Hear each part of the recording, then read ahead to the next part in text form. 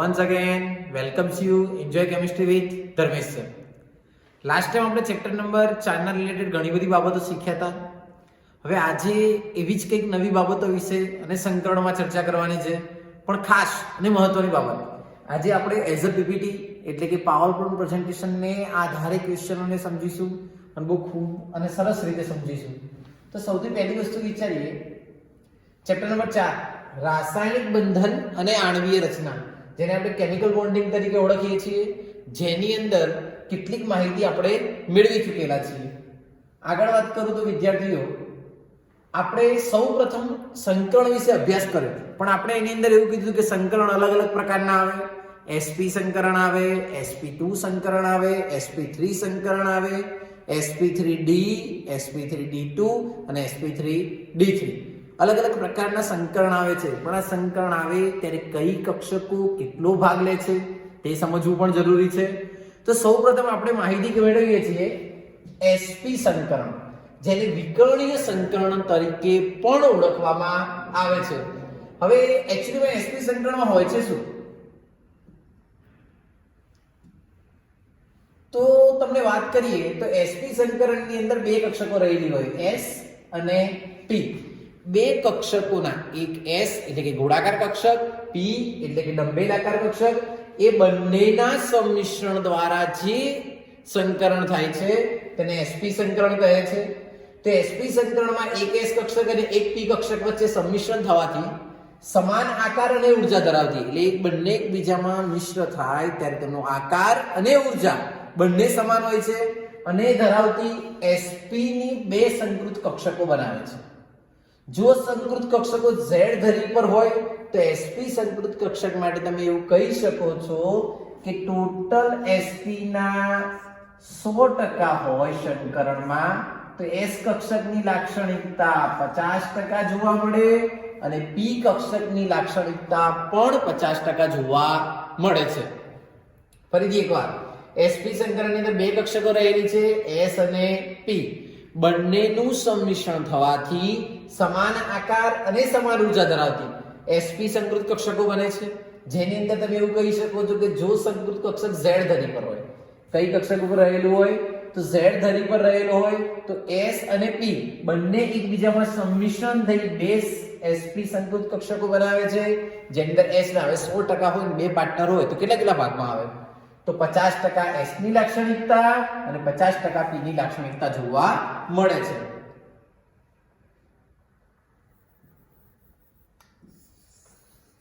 આગળ વાત કરીએ તો sp સંકરણ રેખીય ભૂમિતિ ધરાવે છે. કયો આકાર ધરાવે છે? રેખીય. આ પહેલા પણ શીખ્યા છે કે sp સંકરણ થાય તેનો આકાર કેવો હોય?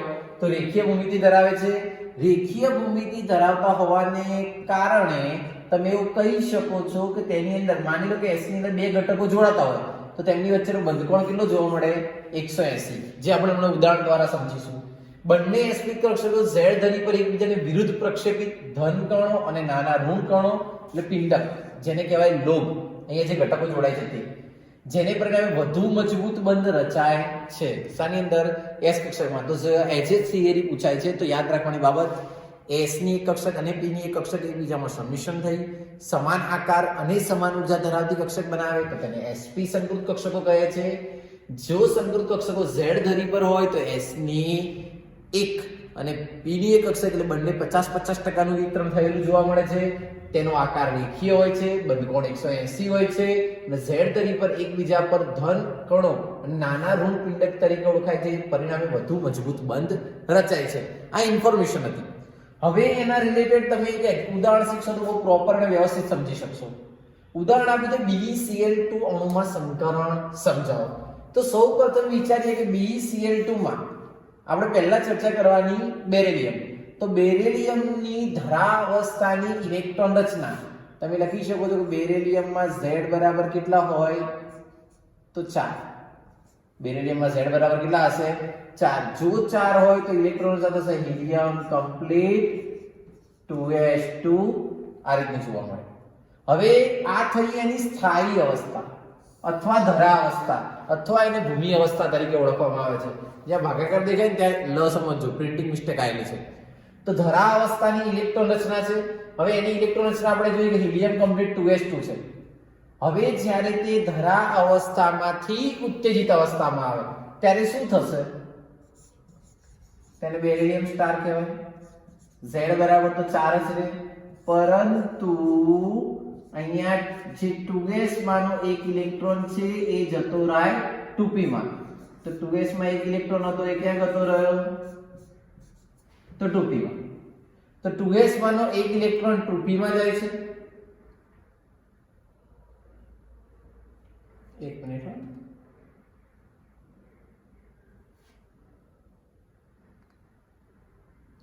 તો તમે એવું કહી શકો છો કે 2s માનો એક ઇલેક્ટ્રોન સામે જતો રહેશે? તો 2p માં. તો વન્સ અગેન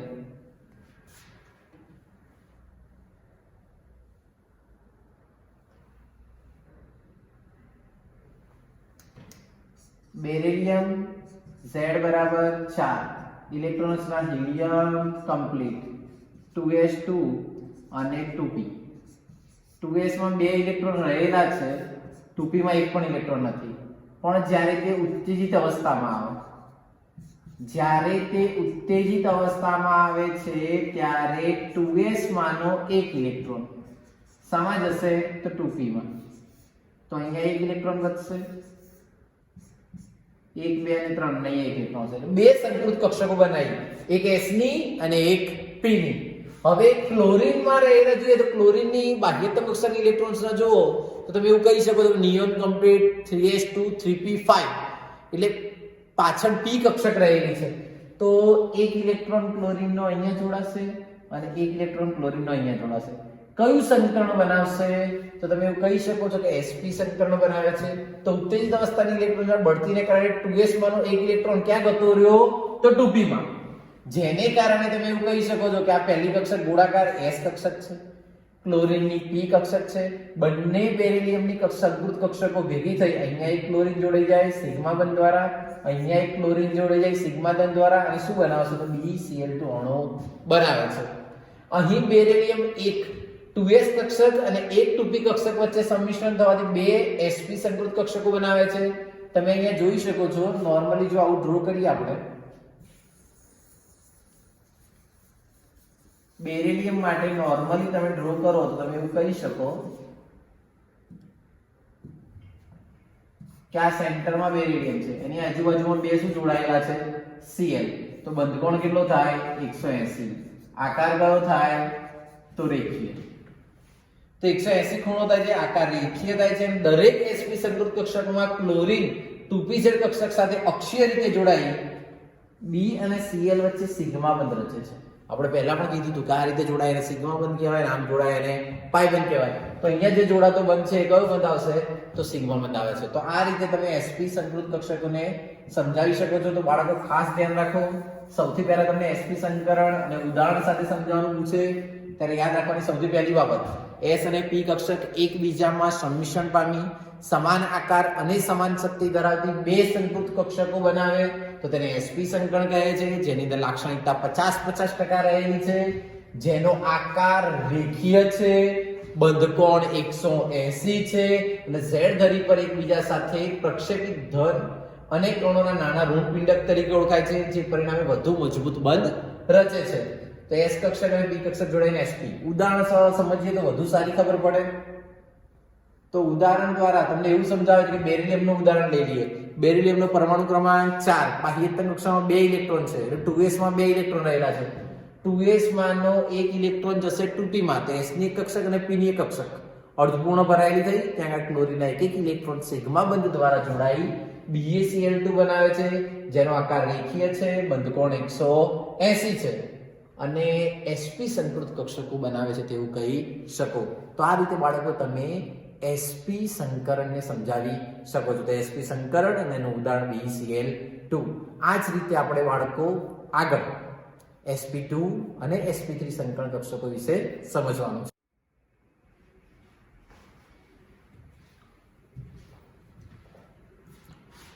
વિદ્યાર્થી મિત્રો, sp સંકરણ શીખ્યા બાદ હવે આપણે શીખવાનું છે sp2 સંકરણ. હવે sp2 સંકરણને શીખવા માટે સૌથી પહેલા sp2 સંકરણ એ શું છે તેની બાબત કરીએ તો તમને sp માં મેં તમને એવું સમજાવ્યું હતું કે s ની એક કક્ષક હોય p ની એક કક્ષક હોય, બંને એકબીજામાં સબમિશન પામે, બંને એકબીજામાં 50% સબમિશન પામે છે અને 100% બનાવે છે, માટે એને sp સંકરણ કહીએ છીએ. હવે જે ટર્મ છે જેની અંદર s ની એક કક્ષક છે અને p ની બે કક્ષક જોવા મળે છે, તમે એવું કહી શકો છો કે હવે જે ઘટક આપણે લીધેલો છે તેની અંદર s ની એક અને p ની બે, તો જ એને sp2 કહેવાય. હવે ટોટલ 100% આવે તો તમે એવું કહી શકો છો કે આના આવે 33.33%, આના આવે 66.66 અથવા 66.67%. એટલે એપ્રોક્સ તમે એવું કહી શકો છો કે આના 33% છે અને આના કેટલા ટકા છે? 67%. કારણ કે p ના બે ભાગ છે અને s નો એક ભાગ રહેલો છે. આથી તો sp2 સંકરણમાં એક s કક્ષક, બે p કક્ષક એકબીજાને જોડાય દર વખતેની જેમ સમાન આકાર અને સમાન ઊર્જા ધરાવતી ત્રણ સંકૃત કક્ષક બનાવે છે. sp જોડાય તો બે સંકૃત કક્ષક, sp2 જોડાય તો ત્રણ સંકૃત કક્ષક. આ જ રીતે આગળ શીખશો કે sp3 જોડાય તો ચાર સંકૃત કક્ષક બને. તો થવાથી સમાન આકાર અને સમાન ઊર્જા ધરાવતી ત્રણ sp2 સંકૃત કક્ષક બને છે, જેની અંદર s ની લાક્ષણિકતા 33% છે, p ની લાક્ષણિકતા 67% છે. sp2 સમતલીય ત્રિકોણ ભૂમિતિ ધરાવે છે. કઈ રચના ધરાવે છે? સમતલીય ત્રિકોણ. આ પહેલા પણ શીખેલા કે sp2 હોય ત્યારે કઈ રચના જોવા મળે? તો સમતલીય ત્રિકોણ. ના આપણા પ્રમાણે દોરીએ તો આ રીતે દોરાય. એક જ મિનિટ. આપણી રીતે આપણે ડ્રો કરવું હોય તો તમે એવું કહી શકો છો કે અહીંયા સેન્ટરમાં કાર્બન હોય તો સમતલીય ત્રિકોણ રચના કંઈક આ રીતની જોવા મળે. અહીંયા તમે કાર્બન લઈ લો અને એની સાથે ઘટક જોડી શકો, અથવા અહીંયા બોરોન લઈ લઈએ તો અહીંયા 3 Cl જોડાઈ જાય તો BeCl3 બની જાય. તો આ રીતની રચના જોવા મળે છે. તો sp2 સંકરણમાં સમતલીય ત્રિકોણ ભૂમિતિ આકાર ધરાવે છે. sp માં કયો હતો? તો રેખીય. sp2 માં કયો હતો? તો સમતલીય ત્રિકોણ. sp2 માં સંકરણમાં બંધકોણ કેટલો હશે? તો 180. યાદ કરો, ત્રિકોણ ટ્રાયેંગલ હોય તો બધાનો ખૂણો કેટલો હોય? તો 120 જોવા મળે. આગળ વાત કરીએ તો s ની એક કક્ષક કઈ છે? તો ગોળાકાર. p ની બે કક્ષક કઈ છે? તો ડંબેલાકાર. પણ જ્યારે બંને એકબીજા સાથે જોડાય છે ત્યારે સમાન આકાર અને સમાન ઊર્જા ધરાવતી ત્રણ સંકૃત કક્ષકો બનાવે છે. યાદ રાખો, આપણે આ પહેલા પણ સંકરણમાં કીધું હતું કે જ્યારે કક્ષકો જોડાય ત્યારે ઊર્જા અને આકાર સમાન હોવો જોઈએ. આથી આ ડંબેલાકાર અને આયસ આકારમાં જ્યારે ત્રણે ત્રણ જોડાઈ ગઈ ત્યારે ત્રણ સંકૃત કક્ષકો આ રીતે જોવા મળશે. એના ઉદાહરણો આપીએ. BeCl3. જો બધાની અંદર હાઇલાઇટ કરતા તે વસ્તુ આપણે અહીંયા ધ્યાનમાં લેવાની. સૌથી પહેલા વાત કરો બોરોન. બોરોનને બધા ઓળખો છો કે બોરોન Z બરાબર કેટલા આવશે? તો Z બરાબર આવશે 5. એટલે ઇલેક્ટ્રોન સાથે 1s2 2s2 2px1 2py0 અને 2pz0. કારણ કે 2 2 4 ને 1 5. તો તમે આ કક્ષકને ડ્રો કરવું હોય તો એવું કહી શકો કે હિલિયમ કમ્પ્લીટ 2s2 2p માં કેટલા આવશે? તો 1. કારણ કે 2 2 4 ને 1 5. પણ જ્યારે તે સ્થાયી અવસ્થામાંથી ઉત્તેજિત અવસ્થામાં આવે ત્યારે આ 2s માંનો એક ઇલેક્ટ્રોન જતો રહેશે 2p માં. તો ઇલેક્ટ્રોન રચના હવે જ્યારે બોરોન સ્ટાર અવસ્થામાં આવશે ત્યારે શું થશે? તો હિલિયમ કમ્પ્લીટ. એટલે કે શું આવી ગયા? 1s2. ત્યારબાદ વાત કરીએ 2s1 2px1 2py1 અને 2pz0. એટલે કે 2s માંનો એક ઇલેક્ટ્રોન શેમાં જતો રહ્યો? તો 2p માં. તો આ 2s માં 1 પછી 1 1. તો ત્રણ સંકૃત કક્ષક બનાવીએ. s ની 1 અને p ની 2. જ્યારે બોરોન હોય ત્યારે 13મો સમૂહ સંયોજકતા 3 છે. જ્યારે પહેલા જુઓ ત્યારે 2s માં 1 અને 2p માં 1 હતો જ્યારે ઇલેક્ટ્રોન રચના લખી ત્યારે. પણ જ્યારે તે ઉત્તેજિત અવસ્થામાં આવે એટલે સ્થાયી અવસ્થામાંથી ઉત્તેજિત અવસ્થામાં આવે ત્યારે 2s માંનો એક ઇલેક્ટ્રોન ક્યાં જતો રહે? 2p માં. શું બનાવશે? તો 2s1 2px1 2py1. અહીં બોરોન એક 2s કક્ષક અને p ની બે કક્ષક સંમિશ્રણ થવાથી સમાન આકાર અને સમાન ઊર્જા ધરાવતી sp2 સંકૃત કક્ષકો બનાવે છે. કેટલી બનાવે? 3. કારણ કે એ કેટલી ભાગ લે છે? 1 2 અને 3. ત્રણે ત્રણ જોડે શું જોડાશે? તો ક્લોરીન. ક્લોરીન ની અંદર રહેલી p કક્ષક છે એટલે ડંબેલાકાર ધરાવશે. હવે જ્યારે અહીંયા જોડાય છે ત્યારે p ની 2 અને s ની 1 આકાર જોડાઈ ત્રિકોણીય દિક વિન્યાસમાં જોવા મળે, જેનો બંધકોણ કેટલો હશે તો 120 જોવા મળે છે.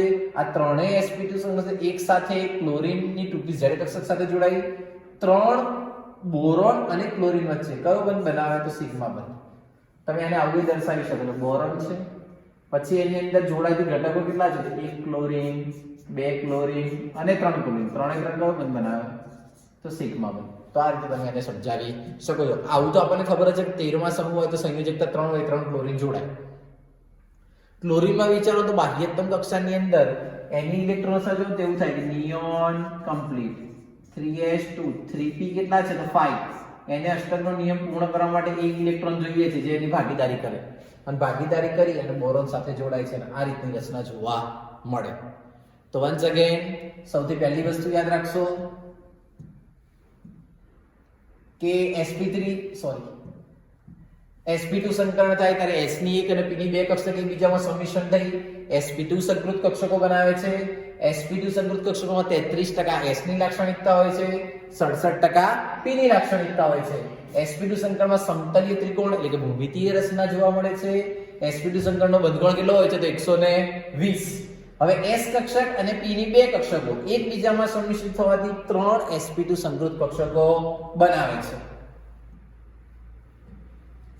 ઉદાહરણ આપ્યું બોરોન અને જોડે 3 ક્લોરીન જોડાય એટલે BCl3.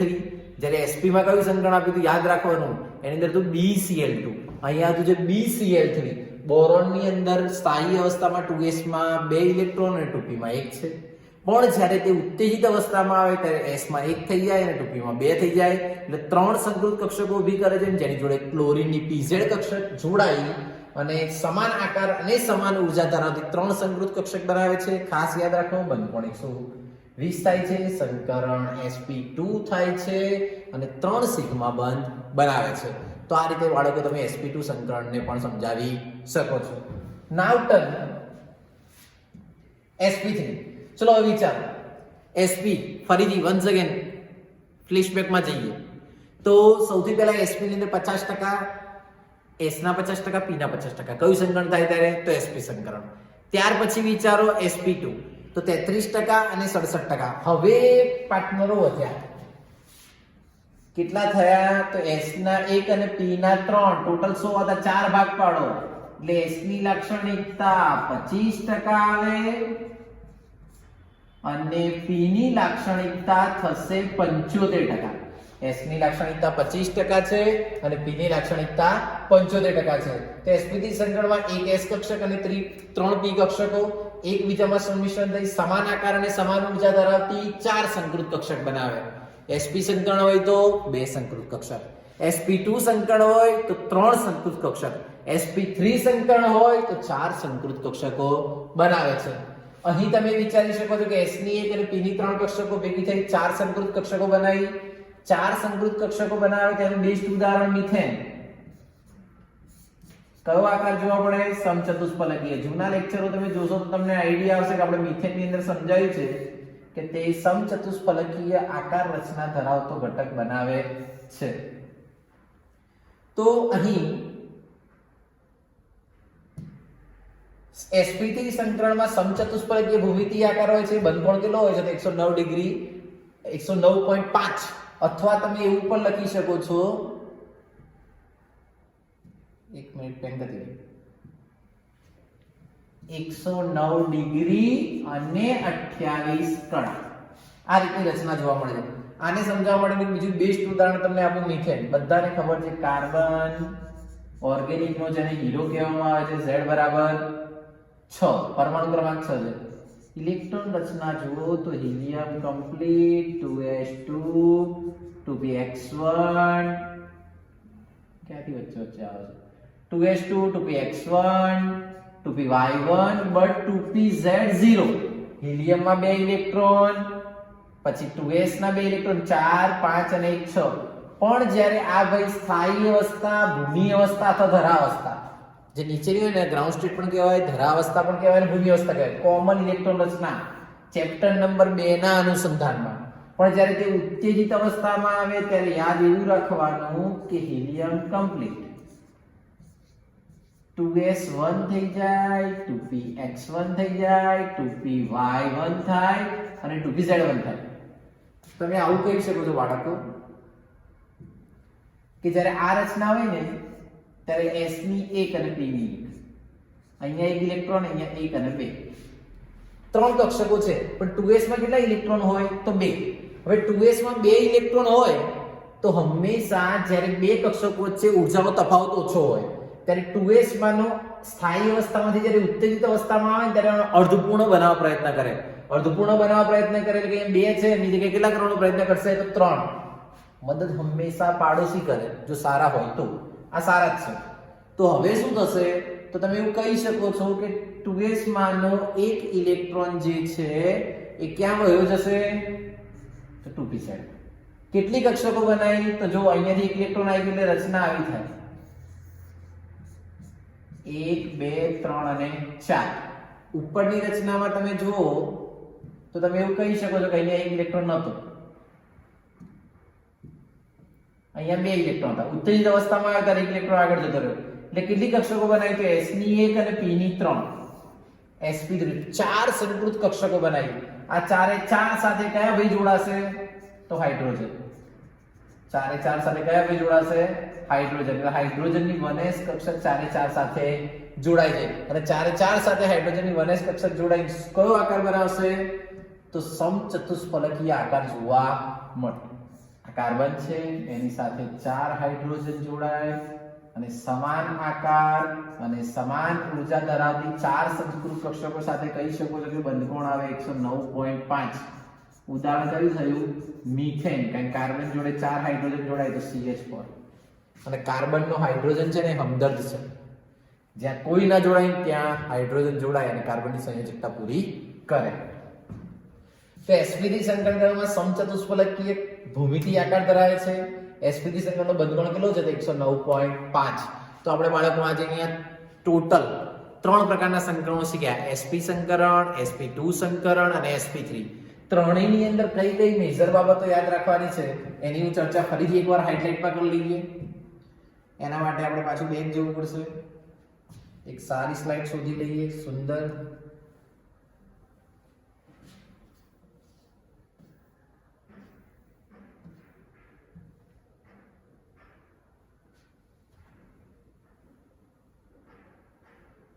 હવે આની અંદર હું તમને કહું કે યાદ કઈ કઈ બાબતો રાખવાની તો સંકરણની અંદર વિચાર કરીએ ક્યાંથી આવી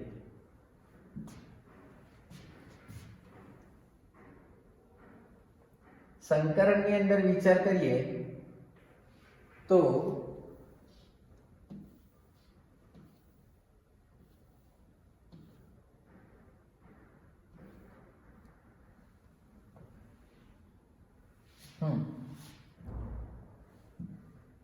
કઈ કઈ બાબતો યાદ રાખવી તો એક આવશે sp સંકરણ, પછી આવશે sp2 સંકરણ અને પછી આવશે sp3 સંકરણ. સૌપ્રથમ વિચારીએ sp સંકરણ. તો sp સંકરણની અંદર પહેલા યાદ રાખવાનું કે કેટલી સંકૃત કક્ષકો હોય તો 2. અહીંયા કેટલી સંકૃત કક્ષકો હોય તો 3.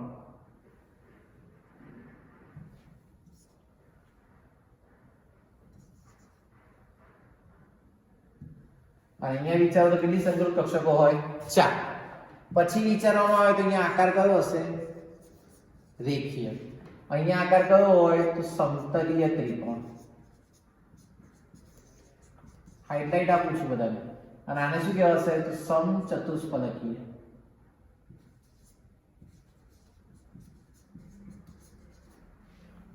તો રેખીય સમતલીય ત્રિકોણ અને સમચતુષ્ફલકીય જોવા મળે છે. તેની રચના જોઈએ તો રેખીય હોય તો એ સેન્ટરમાં ભરવાનું હોય તેની આજુબાજુમાં કેટલા ઘટક જોડાયેલા હોય 2. માટે બંધકોણ કેટલો થાય 180. અહીંયા વિચારો તો કેટલા ઘટક જોડાયેલા હોય 3. આકાર કયો કીધો તો સમતલીય ત્રિકોણ. અને સમતલીય ત્રિકોણ હોય ત્યારે બંધકોણ કેટલો હોય તો 120. અને અહીંયા જુઓ તો કયો આવશે તો સમચતુષ્ફલકીય. અને જો સમચતુષ્ફલકીય હોય તો બંધકોણ કેટલો થશે? તો 109 ડિગ્રી અને 28 કડા. કોઈ કહે કે 109.5, તો તે પણ સાચું છે. તો બંનેને આ રીતે દર્શાવી શકાય. ટકાવારી યાદ રાખીએ તો અહીંયા s ના 50%, p ના 50%. અહીંયા વિચારો તો s ના 33% અને p ના 67%. અહીંયા વિચારો તો s ના 25%, p ના 75%. તો કન્ક્લુઝન આટલી બાબતો યાદ રાખવાની થાય. ઉદાહરણ લખી દઈએ. આના ઉદાહરણમાં આવશે BeCl2, આના ઉદાહરણમાં આવશે BeCl3 અને આના ઉદાહરણમાં આવશે CH4. તો આ રીતે તમે સંકરણોને સમજાવી શકો છો. કેટલા સંકરણ શીખ્યા? તો 3 અને અગત્યના કયા કયા? sp, sp2 and sp3. તો આ રીતે તમે સંકરણને સમજાવી શકો છો.